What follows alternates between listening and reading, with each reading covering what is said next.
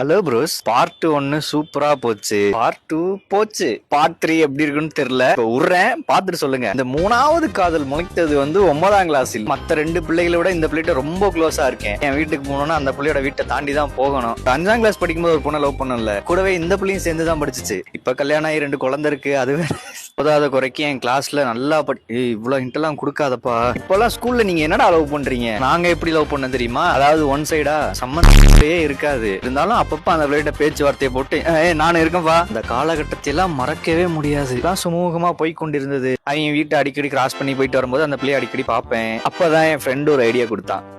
இந்த மாதிரியா இருக்க, எப்ப நீ லவ் பண்ணி எப்ப நீ கமிட் ஆகுறது அப்படின்னு சொல்லிட்டு ஒரு ஐடியா அவனுக்கு கொடுத்தா. அவன் தான் அந்த வாந்தி மேட்ரு செல்வராஜ். அப்பல இந்த மாதிரி என்கிட்ட ஒரு கீ செயின் இருக்கு. கீ செயினோட சேர்த்து ஒரு லெட்டர் ஒன்னு எழுதி அந்த பிள்ளை பேக்ல போட்டு இந்த மாதிரி கீ செயின் எல்லாம் வச்சு பேக்ல போட்டேன். பெரும்பாலும் கீ செயின்ல என்ன ஹார்ட் இருக்கும், பொம்மை இருக்கும்ல. இந்த தாய்லி கொடுத்த கீ செயின்ல வந்து டம்மி நோட்டு, ரூபா நோட்டு குட்டி குட்டியா இருக்கும். சரி, ஏதோ தாய்லி சொல்றான் போடுவோம் அப்படின்னு சொல்லிட்டு போட்டேன். ஆனா லெட்டரை மட்டும் போடல. ஏன்னா அன்னைக்கு ஸ்கூல் விட்டு போகும்போது எனக்கு ஒரு கான்பிடன்ட் கொடுத்துருவோம் அப்படின்னு. நான் லவ் பண்ற மேட்டர் என் தங்கச்சிக்கு தெரியும். நானும் என் தங்கச்சி ஒன்னாதான் சைக்கிள்ல ஸ்கூலுக்கு போயிட்டு வந்துகிட்டு இருந்தோம். சரி, அன்னைக்கு கொடுத்துடலாம் அப்படின்னு இருந்தவன் திடீர்னு அந்த பிள்ளை டியூஷனுக்கு போயிருச்சு. அந்த பிள்ளைக்கு ஒரு தங்கச்சி இருக்கு. இந்த பிள்ளையோட தங்கச்சியும் என்னோட தங்கச்சியும் 2 சைக்கிள்ல போய்கிட்டு இருக்கோம். இப்போ வந்து என் தங்கச்சி கிட்ட சொல்லிக்கிட்டே வரேன், பாப்பா இந்த மாதிரி அந்த பிள்ளைக்கு நான் லவ் லெட்டர் கொடுக்க போறேன், இதுதான் லவ் லெட்டர் அப்படின்னு சொல்லி லெட்டர்லாம் எடுத்து காமிச்சிட்டேன். லவ் பண்ற பொண்ணோட தங்கச்சி என்ன பண்ணிட்டா, அது என்னன்னே காட்டுங்க காட்டுங்கன்னுச்சு. ஒண்ணு இல்லைன்னு சொல்லி சமாளிச்சிட்டேன். லவ் பண்ண பொண்ணோட தங்கச்சி வந்து அந்த பிள்ளை வீட்டுக்கு அப்படியே லெஃப்ட்ல திரும்பிருச்சு. அப்ப நாங்க நின்று வழியமிச்சு வச்சுட்டு போயிட்டு வாமா, நாளைக்கு காலைல அப்படியே ஒண்ணா சேர்ந்து போவோம் அப்படின்னு சொல்லிட்டு பாக்கெட்ல வச்சிருந்த லெட்டர் எடுத்து என் தங்கச்சி கிட்ட காட்டினேன். தங்கச்சி சும்மா இல்லாம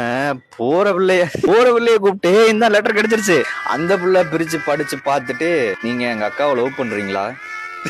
எனக்கு நிகராக இல்ல ஒரு ஊம்பி வாய்.